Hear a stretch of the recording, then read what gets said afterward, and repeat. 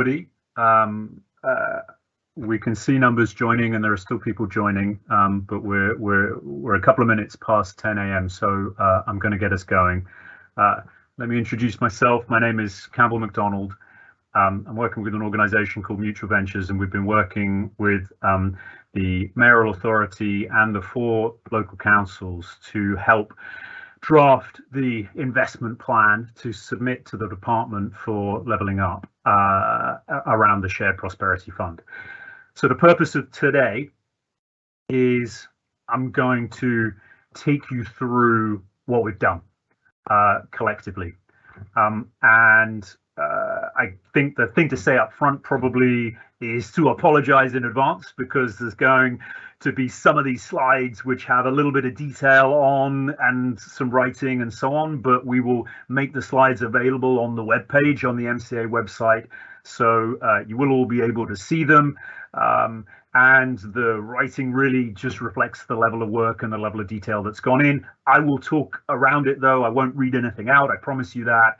So I hope everybody can put up with me taking us all through some slides just to set this out nice and clearly. And I will try to be as clear and concise as possible. So welcome today, and let's get going. So if I just move us down. So look, I'm going to do 3 things. I'm going to super quickly give a kind of very brief recap overview of what the program is, but I'll be honest, I'm assuming an amount of knowledge that this audience has a pretty good idea of what the Shared Prosperity Fund program is at this point.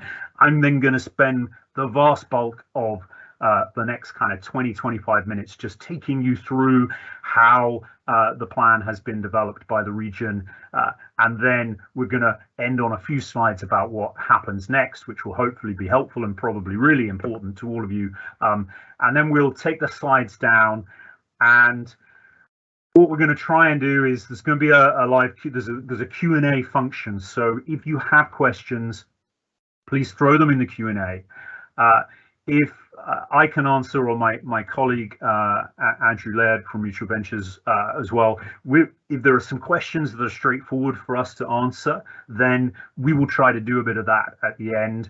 If there are some which are more tricky because they're more substantive and they really require the mayoral authority to be able to answer it, then we're going to leave that, and FAQs and such will appear on the webpage on the MCA website in order to address some of those. So hopefully that's helpful as we can be in this format, and thank you for engaging with it as best you can. Again, if I just move us on, so look, a super brief recap. So Shared Prosperity Fund is coming in place of EU social funding. It's a program where the allocation to different parts of the country is using the same formula that the EU did for the first 3 years. This is a funding source that will roll on past the first 3 years, but all we're dealing with now is this financial year and the next 2 financial years. The primary aim of the fund is framed under levelling up missions around building pride in place and increasing life chances. It is a parallel to the Levelling Up Fund, but it is very much more focused on people rather than infrastructure. There is a capital element, which I'll mention in a moment. And the fund itself, it has created 3 categories of funding or investment. So communities in place, supporting local businesses and people and skills. There is an additional element, which is Multiply, which is a program being run by the Department for Education, which is around supporting levels of numeracy. That is not addressed as a part of this process. That is a complement that is run separately. And then final bit on this, just to remind, so there is as I said, a preset formula. So that allocation of about £39 million is what is coming through this fund to the region. That is overall, it's going to be less than kind of the funding used to be. So we've got to be absolutely smart and clever and really targeted about how this funding is used. In a change from how it was originally presented, the department have confirmed over the last couple of months that funds are not lost if they're not spent within a year. So there is some greater flexibility in terms of rolling over funding across years.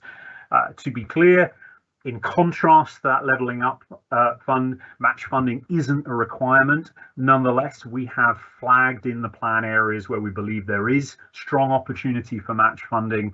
And as I said, that capital revenue split, the SPF is primarily focused on revenue funding, but there is a fixed amount of capital funding that will go each year. And the way we've designed the investment plan, we're retaining as much flexibility as possible around those choices of where you can deploy capital as opposed to revenue funding. So that's all I'm going to say for the overview from that for right now. I hope that's a useful recap. Moving us on then, how has the region gone about developing its response to the plan? So the first thing to say is that between the mayoral authority and the 4 local councils, there were 6 kind of critical principles that we agreed. So the first was around co-design, around recognizing that we needed to ensure that the strategic approach that we took to making choices about how this funding would ultimately be directed absolutely was coherent and cohesive and would run through the whole of the investment plan, but it had to take account of published strategies by the mayoral authority and by all 4 local councils. So we have had a process which has been a co-produced, a co-designed process whereby all 5 authorities have been working with one another very, very closely to make sure that that core strategic logic supported by data and evidence runs right through the plan like a stick of rock. The second key point is that the approach taken has been to ensure that the region retains the ability to be as responsive as possible to local need as it evolves, even within the 3 years. And in order to enable that funding, as I said, to be deployed in as targeted a way to create maximum impact with what we've got. And there's a couple of particular ways that's been done. So the plan, and I'll talk a bit more about this, requires us to pick interventions or essentially types of activity, and we have deliberately selected interventions that are cast broadly, so they allow as much flexibility to be retained about the specific types of project that ultimately get funded after the plan itself has been signed off by the department. And we have also been very particular about making sure that we retain the opportunity to identify at which level an intervention can have the most impact. And what I mean by that is that there are some types of intervention, let's say kind of broad support for the social economy, social enterprises, cooperative organizations, community businesses, and so on. Now, that's not particular to one region. That's the kind of an intervention that is going to be valid and relevant across all 4 districts within South Yorkshire. So that's an intervention that it makes more sense to sit at a cross-regional level. There are others which are going to be much, much more hyper-local, community-specific. And what we've done is design the plan in a way that allows that to happen. So the third key principle was around kind of collaborative implementation. So that is committing, if you like, to not only as everybody knows, the time frame around getting this investment plan done has been horribly tight, which means that the nature of whilst the mayoral authority and the 4 local councils have had to be kind of locked in a room, if you like, to really work with one another and make this happen in that tight time frame. We have tried to involve input from local partners and stakeholders more broadly than that as much as possible, but it's been tough. But as we move forward, there is a commitment to making sure that stakeholder input continues, not least through. So this is the sort of final check-in, if you like, before the plan is submitted. But that will carry on, and you'll hear a bit more about that in kind of next steps. devolved local delivery, so principle 4, is the presumption that the vast majority of this funding is going to push down to the level of each local council, and that typically final funding decisions on specific projects are made as close as possible to the communities that they're going to impact. So that subsidiarity principle is cooked in to how funds are actually going to be distributed. And it's also worth saying that even where there might be an activity like the one I mentioned that is done sort of at a cross-regional level, the actual delivery, the ownership of that will again probably be owned by one of the 4 local councils on behalf of the region, not sat up at the mayoral authority level. Principle 5 was, and this is really important, and some really good critical thinking done, over the last year or so, by the mayoral authority around this, but which is making sure that we learn the lessons from the past, making sure that we don't fall into a possible sort of divide and conquer type approach, where sometimes you get pots of national funding and each of the 4 districts end up sort of competing or fighting with one another, making sure that actually we're taking a really strategic approach, and that the mayoral authority is very clear on how and where it adds, it provides a value add in order to take advantage as a region where it's relevant. So, for instance, leveraging match funding is a really good example of that. But to offer some other examples, so the MCA will provide resources as we move forward to support councils to channel that funding appropriately in terms of design and rollout of kind of commissioning distribution processes. The MCA has and will continue to opportunity spot, so that where we can bring places together, different districts where there are common priorities, and align initiatives to ensure that we leverage the maximum impact we can from what we've got. I've mentioned the match funding already, but also I think some things like ensuring that the environmental impact assessment is kind of applied across all of these processes. And then final principle, just being honest, realistic, smart in recognizing that this is a smaller pot of funding than was originally there. And therefore, that point about boxing clever, it doesn't sit in isolation, this fund. So because something isn't named in this investment plan document does not mean it's not a priority. It doesn't mean it can't be funded from somewhere else.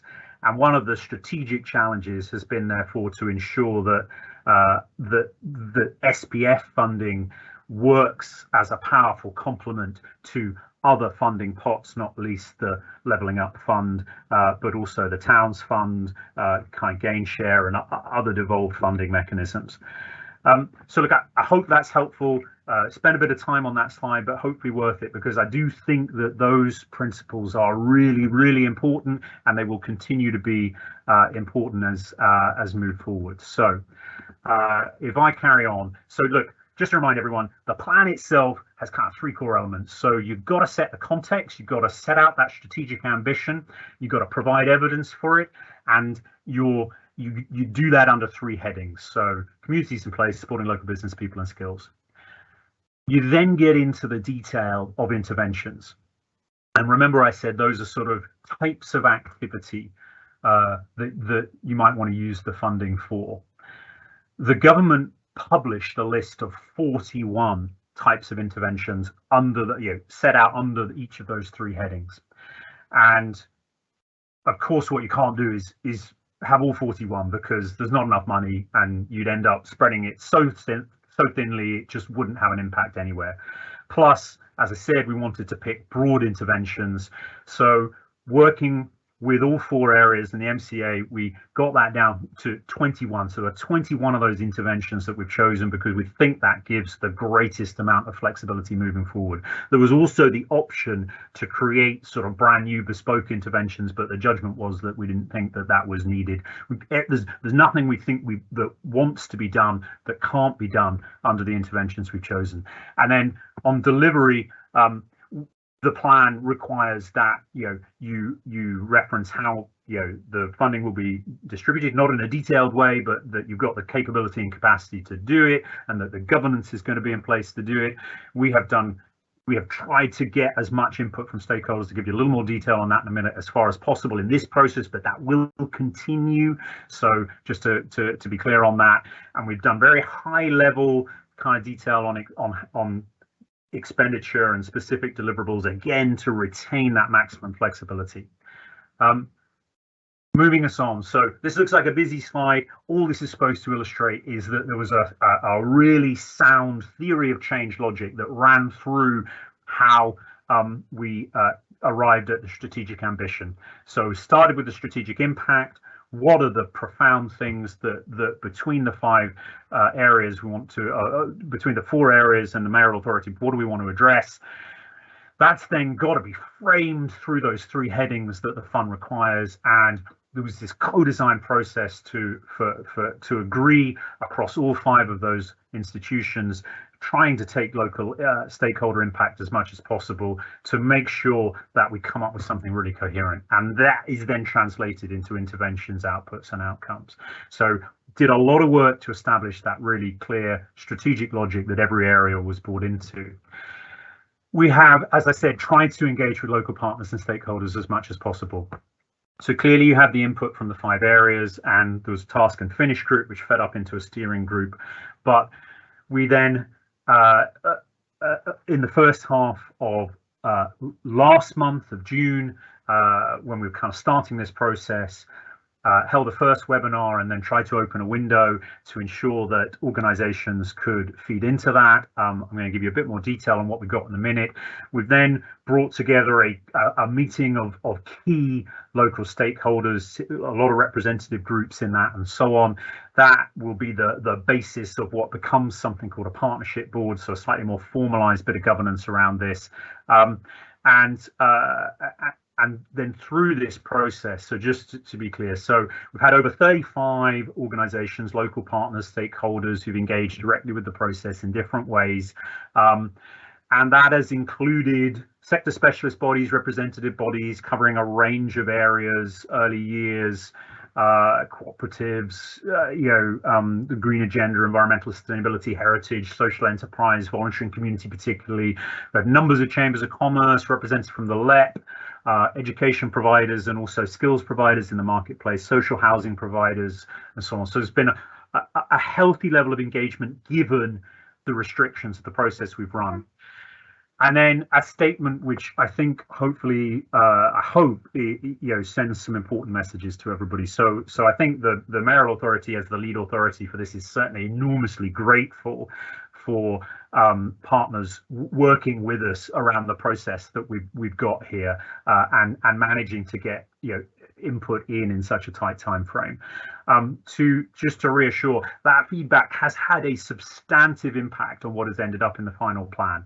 So that plan has been iterated. I can confirm, because I'm the one that's been leading on the drafting, responding to that input. So we've done a lot of iteration of what the final plan has ended up looking like, and the lead authority, as lead authority MCA, is confident at this point that in terms of specific ask recommendations that were coming, whilst you can't confirm that things will definitely be funded because we want to retain that flexibility, there is nothing that anyone has suggested that cannot be done under the interventions that have currently been chosen. So to try to provide some reassurance that we have attempted to make this stakeholder feedback process as meaningful as possible, and there is an outcome that reflects that. Moving us on, so sorry, lots of text here. This is because, look, this slide will be available for people to come and read cold, but I wanted to just offer a very high level summary of where that analysis and strategic ambition came from, or got to rather. So the recognition was that as a region, South Yorkshire continues to wrestle with intractable, cyclical challenges of deep-rooted poverty, and that is there in the evidence, in the stats around life expectancy, around health inequalities, around levels of deprivation, child poverty, fuel poverty, some in-work poverty, and levels of skills and aspiration in some areas. And the key observation here was that is, if you like, the kind of anchor stone that affects economic activity. And that one of the marked things about the region when you compare to other parts of the country is that there are persistently high levels of economic inactivity and low levels of participation, community participation as a pathway to economic activity. And that in turn has this lag impact on the local economy. And therefore, what you see is this kind of low rates of growth. So the economy has been growing, but at a slower rate than other areas. Similarly, some of the lowest productivity rates in the country, you tend to see lower average wages. There is a markedly low number of businesses in South Yorkshire compared to comparable regions. And that means that you end up with fewer new jobs, and there aren't quite the right fit of skills and jobs, and you also have a challenge with a sort of talent leak from the area. And so what we see then is that those really difficult structural challenges around poverty also mean that some of what's going on right now in terms of high inflation and a cost of living crisis mean that this region is particularly vulnerable to profound negative impact on that, and that actually that is further kind of compounded because actually you have a number of busy industries that are quite energy intensive and therefore are quite exposed to escalating cost of fuel particularly, and that the impact on those businesses will therefore have an additional impact on top of that cost of living crisis. And the lesson from all of this is that those existing inequalities will become more entrenched if we don't direct this SBF funding in a super smart way to really, over the 3 years, address the challenges broadly around how we uplift levels of economic inactivity. So I hope that's a logic that resonates with people. It certainly aligns with the stronger, fairer, greener kind of theme of local strategies around local economic activity and community participation. So moving us on, we then translated that into 7 key strategic themes that we then fit under the 3 headings under the fund. So just to set those out for you, so these are local. These are sort of South Yorkshire's interpretation of how do we take these themes and start to direct this funding in a way that we think will make the most impact for the region. So under places and communities, the first is recognizing that we need to inject some funding to support communities to address cost of living and the ongoing challenge of pandemic recovery. And then alongside that, under this category, there is a set of outcomes which are all around promoting that pride in place point, and so as a complement to some of the things that might be around supporting town centres, around supporting people recognizing the difference that the funding makes within their local areas, promoting the culture and visitor economy. Felt like a particularly powerful way to complement that and to support the strength in local heritage, local culture, and the strength in that local creative and cultural economy. So those are 1 and 2. Under supporting local businesses, recognize the importance, and an element of this exists already, and there's an opportunity to make sure that continues and is built upon, which is providing a kind of broad and inclusive in terms of all types of organization, but a total business support offer, so that there is the opportunity for people to, whether you're setting up a business, whether you're a business that's growing, whether you're driving whether you're a medium-sized business that's looking at how do you export, whether you're self-employed and you're looking at how do you drive revenues, that there is this holistic business support offer, complemented directly by some specific interventions that are around stimulating enterprise and growth in existing businesses. So that really translates then into an increasing number of jobs, increasing number of businesses providing new job opportunities, and then particularly a piece around accelerating research and development and innovation. So that might be around supporting the journey from intellectual property into new businesses and startups. It may be around driving innovation in existing businesses, but a particular theme that was in the strategic economic plan. And then finally on people and skills. So the first of those, building pathways to participation and ensuring that people in a targeted way have the confidence and the capability and the skills that they need to be able ultimately to access work. But accessing the benefits of being economically active is framed in that way because there is also under that the opportunity for some in-work programs to support, for instance, reskilling and so on.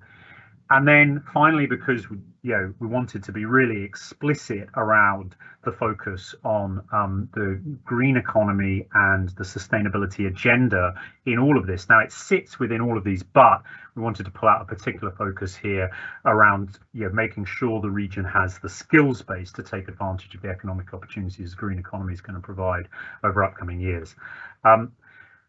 I'm doing a lot of detail here. I hope people don't mind. I hope it's appreciated. I'm going to plug on and hopefully not take up more than another 10 minutes of your time on this presentation. So moving on, so there's going to be a lot of detail on this, but this is the level of detail that the plan required us to go into. So under each of those headings, then, we needed to identify specific interventions. So what you can see here is under cost of living, we identified a set of things that allow for specific projects. Ultimately, we've not made those specific project funding choices at this stage, but ultimately over the next few months for year one, starting to be able to make some choices around the types of things that are funded. So improving town centres, investing probably capital more than revenue in community infrastructure, investment in improving green spaces, volunteering. I'm not going to read all of these, but you get the flavour of what we're doing. And what I've highlighted in these yellow boxes is where we've taken interventions from one of the other pots and noted that it's a direct complement to the local theme. So again, you can see under visitor and cultural economy, a couple of interventions under places and communities, but then there's also an intervention on the visitor economy under supporting local businesses. So that's a super strong approach, we think, and a coherent strategic approach. Now, under supporting local businesses, there were 3 interventions that allowed us to do a very broad range of interventions across all 3 of those categories. We added to that, and that includes, by the way, just to pull it out, social economy support, very important, that's recognised then across all 3. Targeted employment growth support, and also then something specific around investment in retail and services infrastructure, particularly in towns.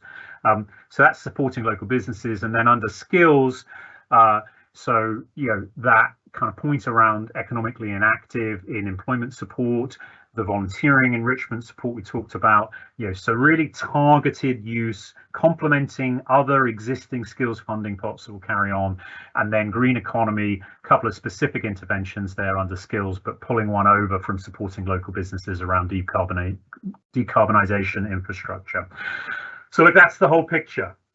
There's a lot there. There's 21 interventions.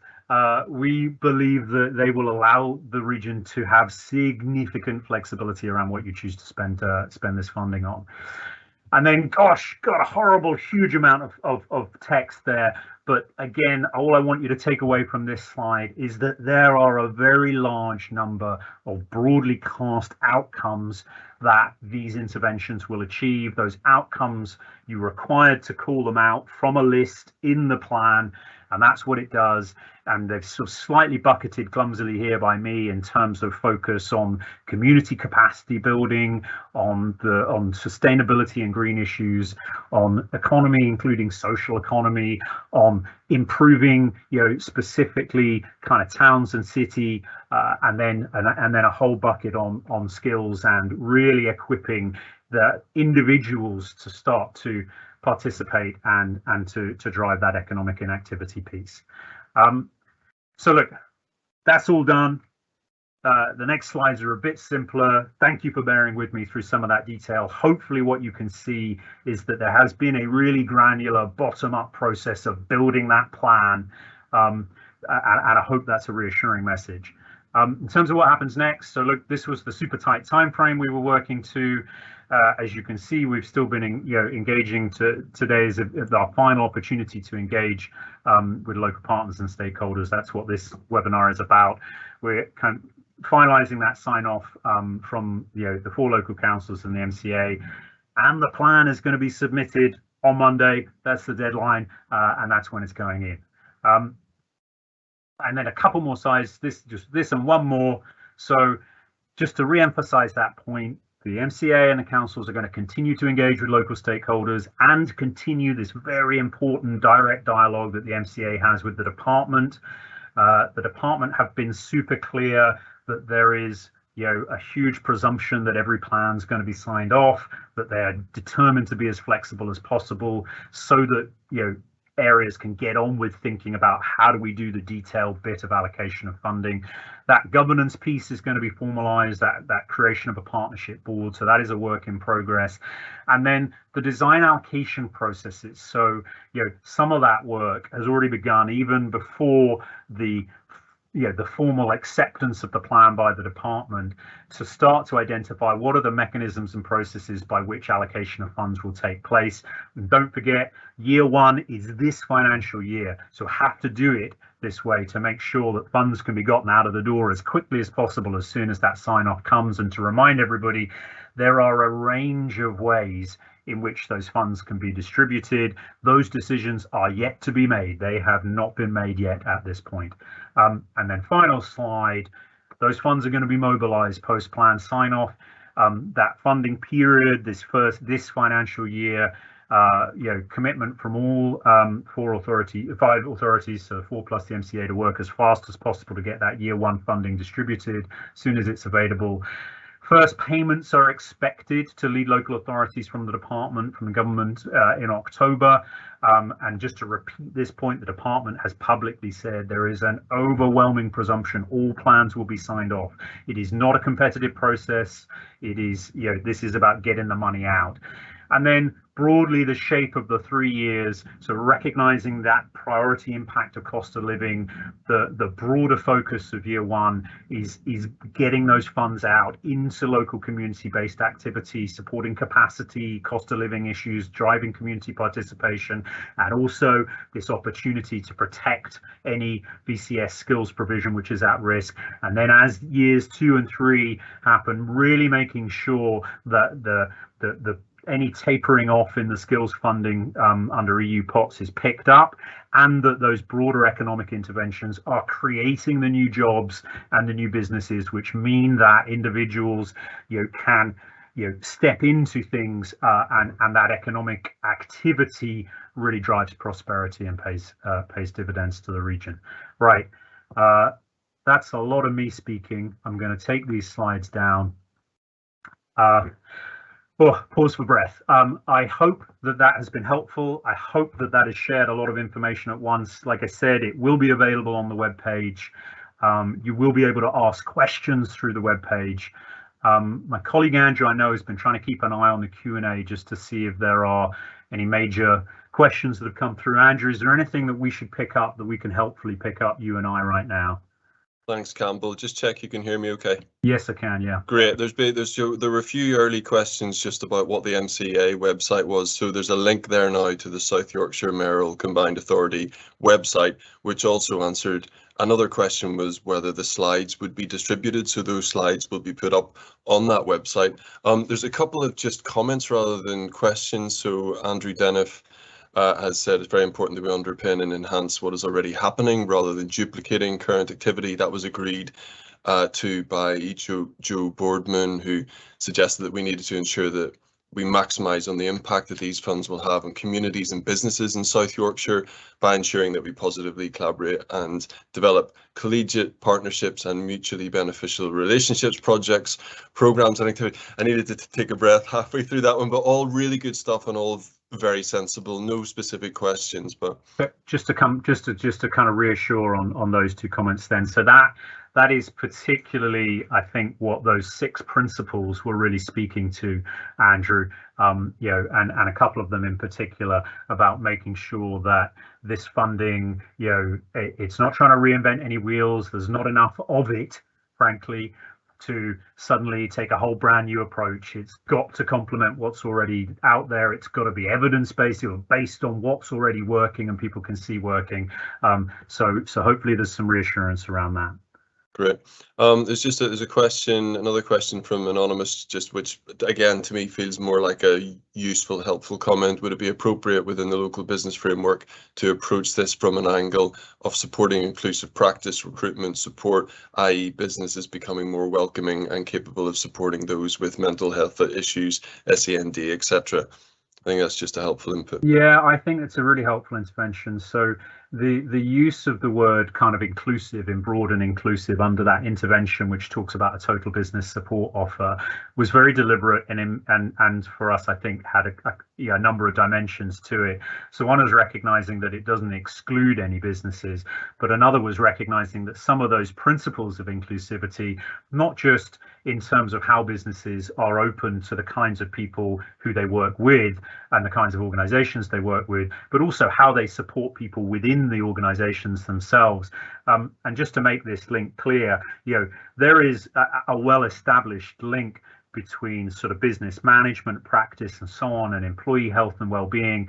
And we know that a principal set of outcomes for the SPF is around addressing health inequalities. And we also know that in South Yorkshire, one of the major reasons for levels of economic inactivity is people struggling with long-term health issues, long-term sick. That includes mental as well as physical health. So there is a kind of clear sequence of connection there, and that support around the way that businesses operate has a direct line to addressing some of those issues around how people can access work and broader health inequalities. So I particularly welcome that comment. Thank you. Great. And then I'm just aware at the start you said that there might be some questions here that you and I can't answer live, but would need a bit more consideration. This might be one of them.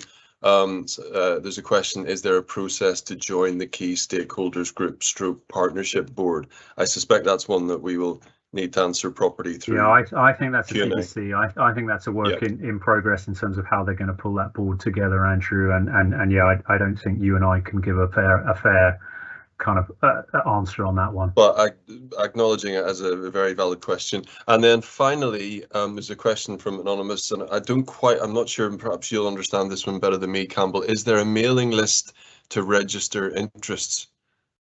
Is that interests or interests? I mean, it may be interests plural. Is this the email address to send feedback to potentially? Or so on that web page on the MCA site, the Growth Hub email is going to sit there, and that's the principal channel if people want to feed in, kind of even post submission of this plan and if as a part of that, there are some requests for notification.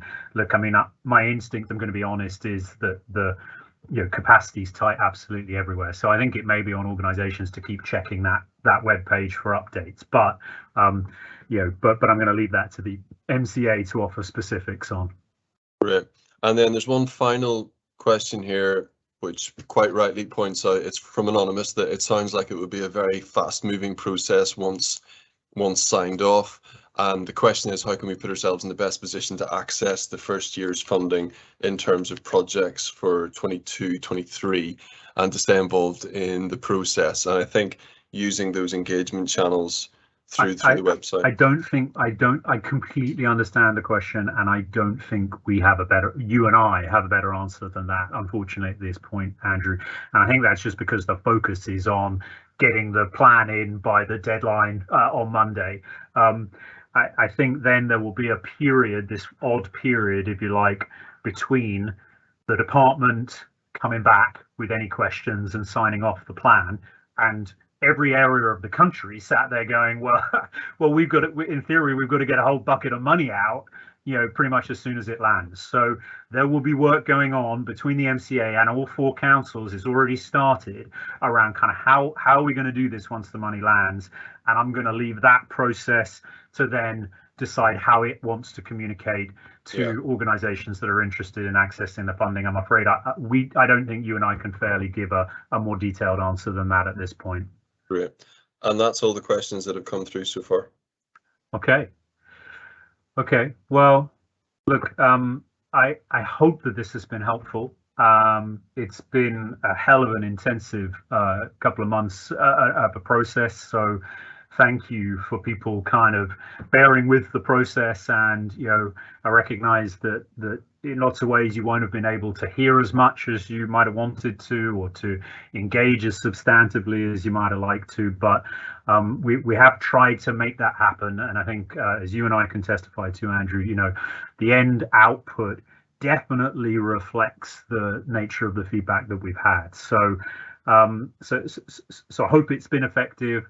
And I hope that what you've got is a really, really solid platform for the region to then build on over the next 2.5 years effectively, and get that money out so that it makes a real impact. But look, thank you for everyone for listening today, and I wish everybody all the best. Many thanks for joining, and thank you, Andrew, for your help.